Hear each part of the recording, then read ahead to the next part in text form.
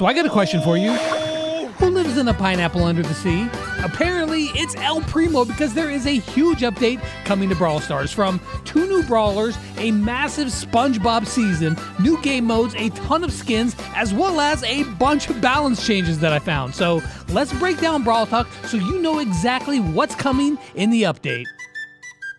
Now, first off, we have 2 brand new Brawlers coming with the next update. The first of these is Mo, but I'm going to tell you about Kenji first because he just looks so dang fun to play. Now, Kenji is a legendary assassin brawler who is the first of a new trio. Now, at max level, Kenji has 7,600 hit points, and he will be coming to Brawl on September the 26th after the SpongeBob season. His main attack alternates between a straight attack where he dashes forward a short way and deals 1,000 damage. However, his second attack is a huge slash about the size of BB's bat swing, and it deals 2,000 damage to all enemies in the area. For his super, he throws a fish in the air and goes invisible, and when it lands, he slices it up, dealing 2,600 damage in a huge X pattern, and if you're near the center of it, you could get hit multiple times. And once the super animation ends, he becomes visible again. He looks to have a very fast movement speed, which of course you would expect, and while he doesn't look too complicated,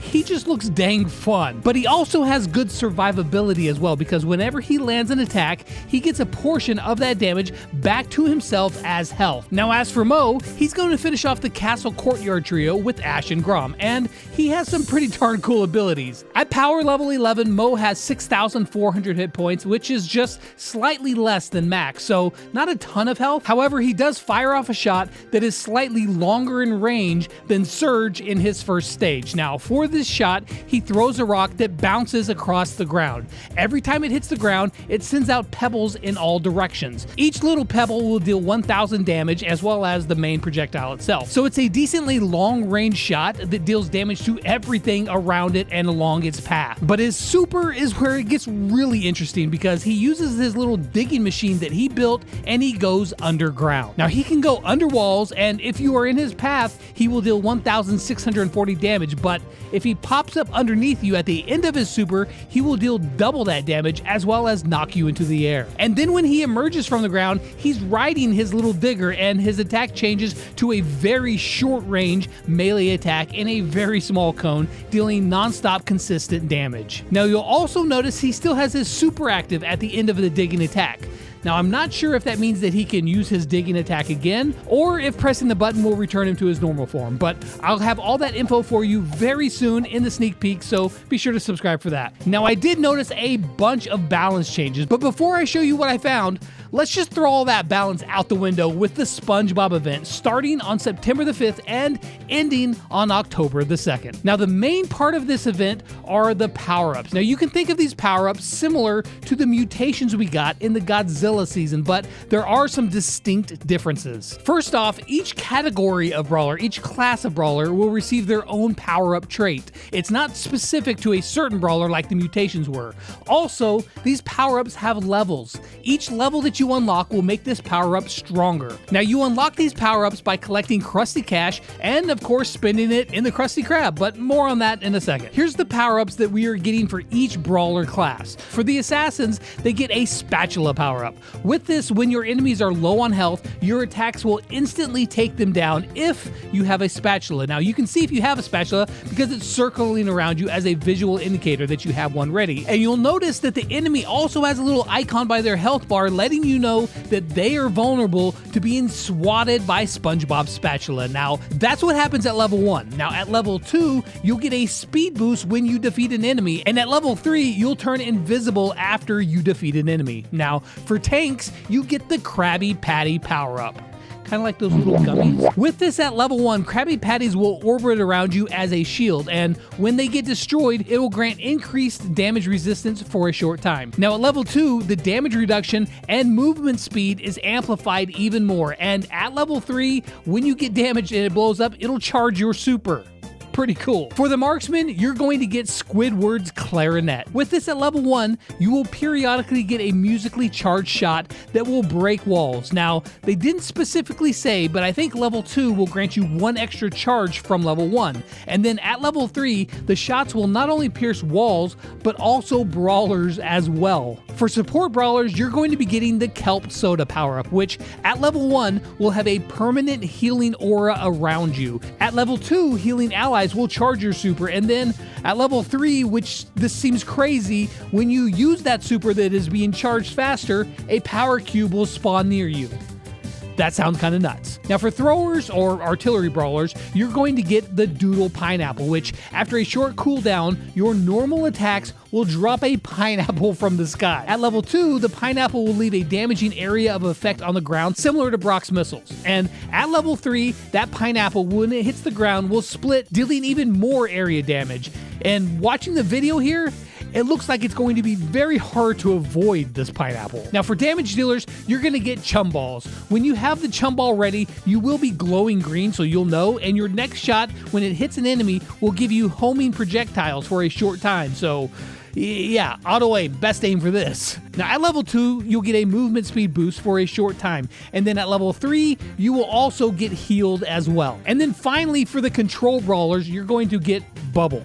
With this at level 1, your shots will leave a trail of bubbles on the ground that will damage enemies if they walk over them, sort of like, a Carl gadget. Now at level 2, these bubbles get bigger, and then at level 3, at the end of your shot, even more bubbles will appear. Now all of this sounds really fun, but if by chance you don't want to play this modifier, you can just avoid the game modes with this icon. So how do you get these power-ups? Well, naturally, you buy them with Krusty Cash. Yeah, actually, this is not Krusty Cash. In fact, it's not even real money. It's fake. So you will use your Krusty Cash in the Krusty Krab to buy power mills. Now, opening up a power mill will unlock one of the power-ups. So you'll want to continue collecting power mills to level up your power-ups. Now, each day, you're going to get more Krusty Cash for your first win in the modified modes, as well as the 2 new game modes. Yeah, I'm getting there. There's also going to be some free cash for you to collect every single day thanks to Mr. Krab. So what else is in the Krusty Krab? Well, I'm glad you asked, because there are special offers as well for various things. We see some offers for like some old skins like Sunken Chest Griff, random hypercharges, bling, and even the new SpongeBob themed skins. And these look really freaking cool. Now I'm going to show you all those skins in detail in the next sneak peek, but for today, we can at least catch a glimpse of them. We got Mr. Krabs Tick, who's just throwing that money everywhere. That did not fly like I thought it was going to.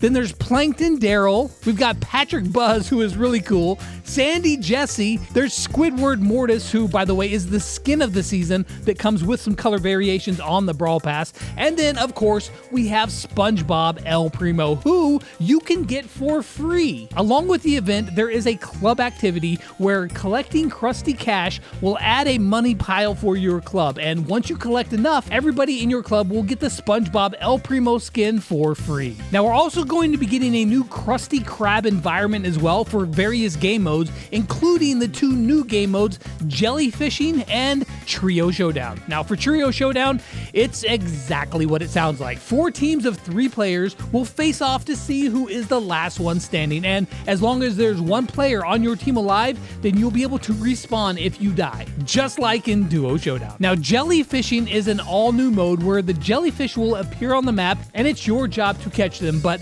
simply catching them is not enough by itself. So you need to hold on to this jellyfish for 5 seconds before they go to the total, and if you die before fully catching this jellyfish, it will drop on the ground. Whichever team captures the most jellyfish is the winner. There's also going to be 6 brand new hypercharges coming with this update as well. Now for Poco, he's gonna heal just kind of like normal, but if his heal is more than what your health is missing, then it will add a shield to the brawler for that overhealing amount. This one is probably going to be useful, but it's not like super exciting. One that is exciting is Mortis, because his bats will go out and then return to him, dealing damage and healing both ways, which honestly might be pretty crazy. For Squeak and his hypercharge, his super is going to split as normal, but then it's going to split again. So there's just going to be tiny blobs all over the map. For Terra, her super is going to be even larger and last for a longer time. So you have no excuse to miss your super now.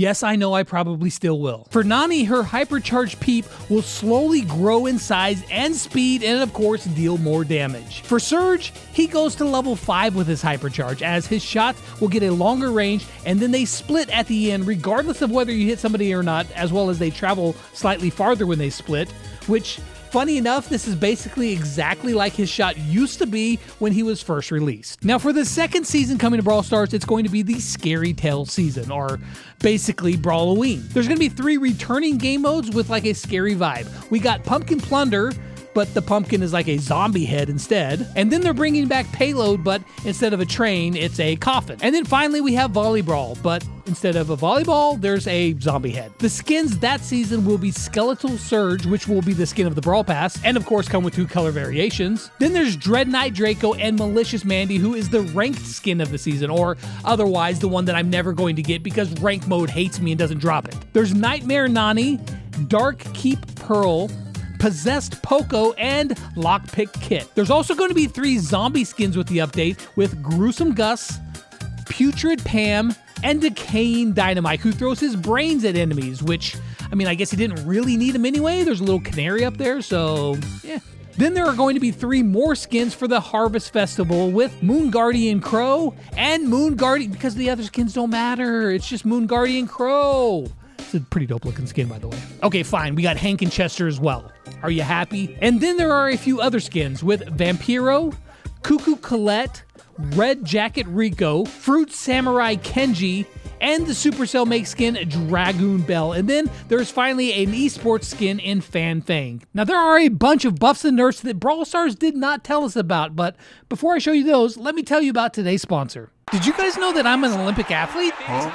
I mean, okay, so maybe not like the actual Olympics, but over on the Tribe Gaming channel, me and the boys competed in our very own Brawl Stars Olympics, where I, of course, was repping the USA as we competed head-to-head against Canada and Europe, along with some of your other favorite creators. The action was commentated by pro casters, and it was all powered by the Samsung Galaxy Z Fold 6, where we battled, we raced, and we went head-to-head in a bunch of challenges to see which country is the best. So I need you to head over to the Tribe Gaming channel and cheer me, Wasim, and Zulon on, and leave a comment that says, America, America! There's a link in the description to go watch it, as well as one to go check out the all-new Samsung Galaxy Z Fold 6.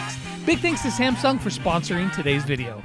Now, since you stayed to the end of the video, which I appreciate you, I'm going to show you all the buffs and nerfs that I found in Brawl Talk. Of course, none of these are confirmed, but usually if we see it here, it ends up in the game. It looks like Buster is going to be getting a nerf to his hit points, as currently in game it's 9,400, but in Brawl Talk it was 9,000. Clancy is also getting a nerf to his stage 3 super, dealing significantly less damage than what it is in game right now. And let's be real, he probably needs even more nerfs because the dude deals some crazy damage. But speaking of dealing damage, B is getting a buff to her charge shot. Now currently in game it deals 4,000 damage, but in Brawl Talk it was dealing 4,400 damage, which is just a ridiculous amount of damage for one single shot. Now Frank is getting his hit points nerf from 14,000 currently down to 13,400. This one was a little bit of an odd one, but Tara's Shadow, after she uses her super, is getting a small buff as well, as we see it with its hit points of 3,400, but in game right now it's 3,000. And finally, Gus is getting a buff to his attack damage from 2,000 per shot right now in game to 2,240, which is a very big buff. I know that's a lot of info, but that's all I can share for right now. But if you want even more information, well then come back tomorrow, because the sneak peeks don't stop. Well, until the update comes, then they stop. Pretty self-explanatory, you know, whatever. It's a sneak peek.